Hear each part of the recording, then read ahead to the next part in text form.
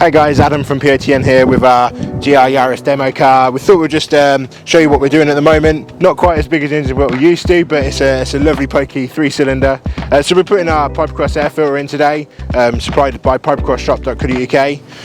If you have a look at the standard airbox, it's a typical standard airbox with cold air feed going into a lovely small box. So we think there's going to be some nice gains to be had with an induction system.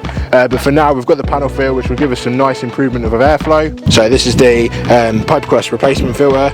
Has the Pipercross foam in there, has the mesh with extra protection. Just simply unclip it, slides in, push it down against the base, push the airbox back down, make sure it's sealed all around, and then just clip it back up.